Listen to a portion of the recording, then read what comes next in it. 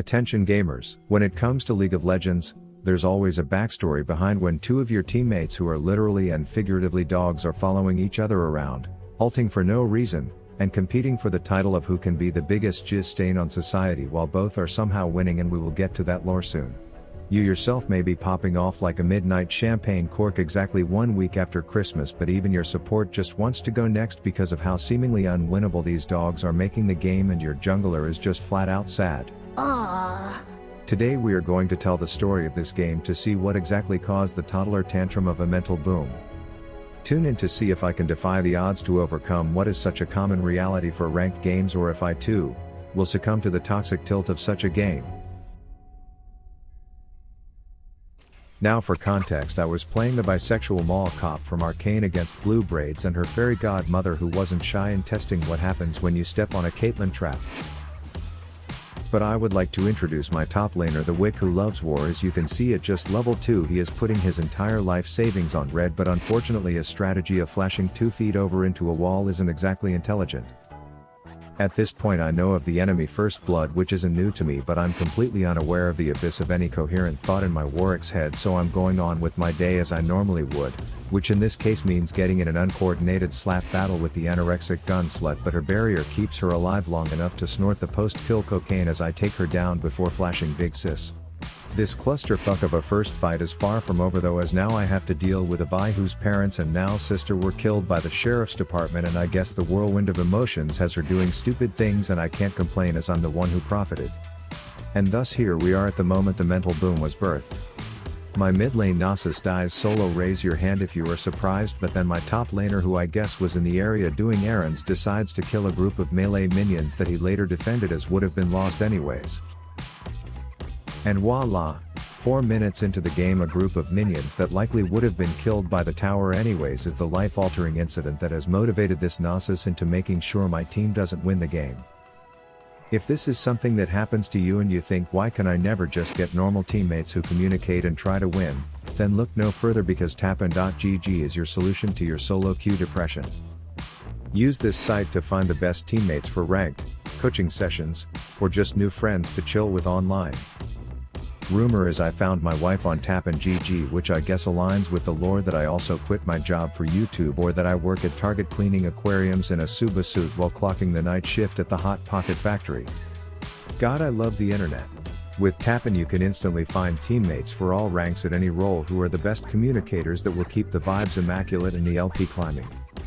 It also works for other games like Marvel Rivals and Fortnite, so when you get sick of League you can meet people in new communities, and using my link below will give you 25% off your first order. So thank Tappin for sponsoring my depression, and let's get back into the game.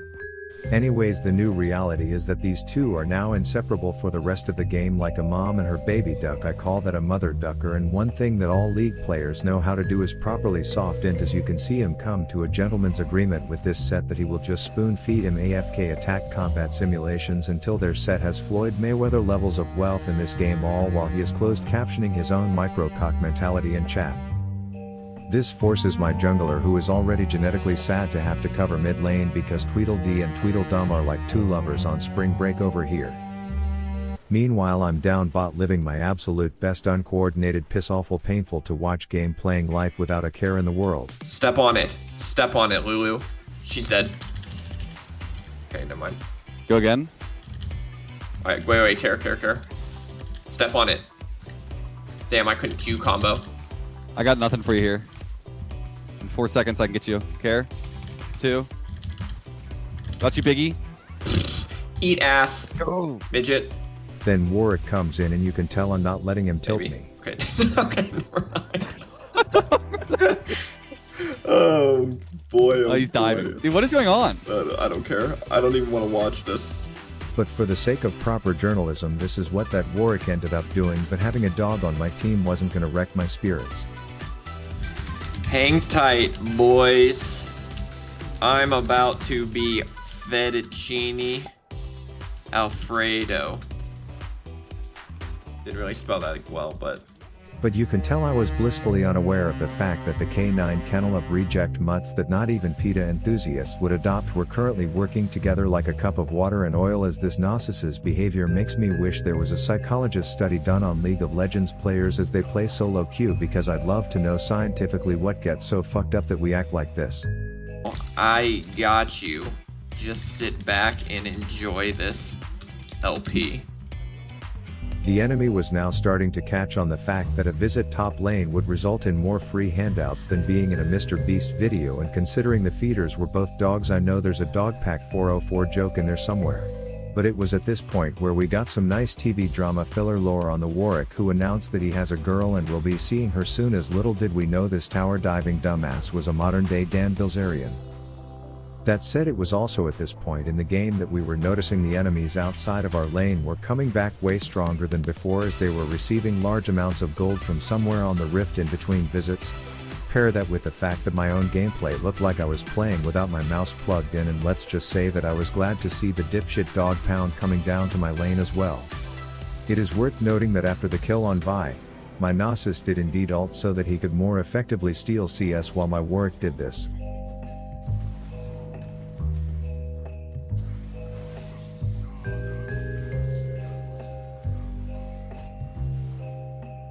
But I was fed and still having a grand old time. I hit you, but you can't hit me. Oh my god, get diffed. Jeez, oh man. We also got word that Powder's big sis was in a punching match with a literal dragon, and I put a DraftKings bet on the Drake, so as you can imagine, after seeing her ruin my Gamba, I wanted to see her dead, and let's just say this Amumu may be sad, but he knows how to find the clit, as he used one to knock her back in the ring with yours truly. Side note, the enemy bot lane that got dumpstered more than a steel container that collects garbage had the audacity to open their turbo feeding mouths to call us bad at this point.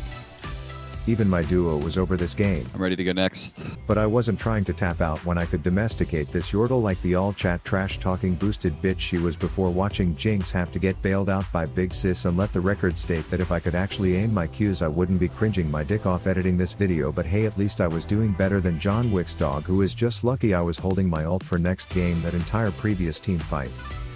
Dude, this word is so Hold on. Meanwhile, this poor Amumu was already stuck dealing with the fact that he will never fit into the whole 6'5" blue-eyed finance guy fantasy that makes delusional women wet, but he is also being hit with the hard reality that one of those exact Jeff Sight-looking chads had gotten fed as fuck and was now going to be impossible to fight. All while this Warwick, who granted was getting griefed, was pronouncing to the world that he is better than all of us and has an 84% win rate, so I think a fact check was in order.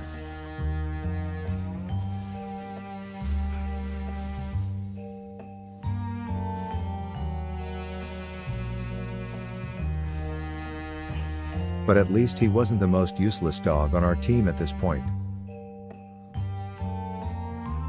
Yeah, I see. Kill by, kill by. Huge.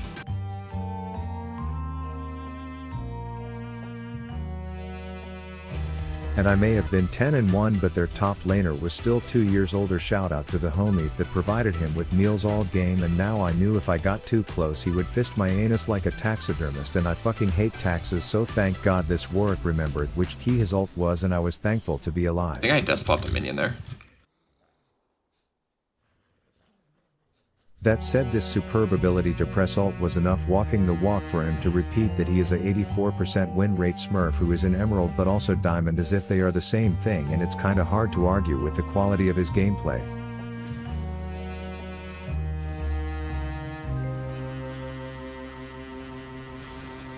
Amumu was off on one of his grudge matches with a 6'5" guy, and I'm like, bro, I don't think Set has blue eyes and he definitely doesn't know shit about investment banking, as I killed him before getting caught up in a whole load of Samsung Galaxy puke that I had to flash out of while the mummy got piltovered.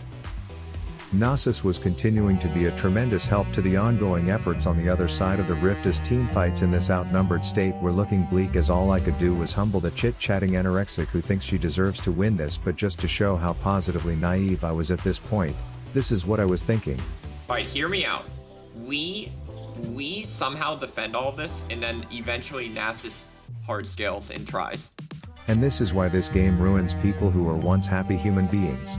Anyways, it turns out you can go 12-1 and be as positively pleasant as possible all game, but unfortunately I'm still just trying to climb in my own elo, which means I do occasionally fuck up the whole positioning thing, and when you consider 20% of my team felt like this was the best way to defend our Nexus, this one was unfortunately in the books and there would be a deposit of my LP into the depression fund.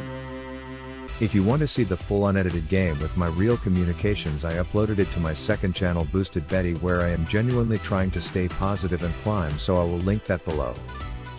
Rav out.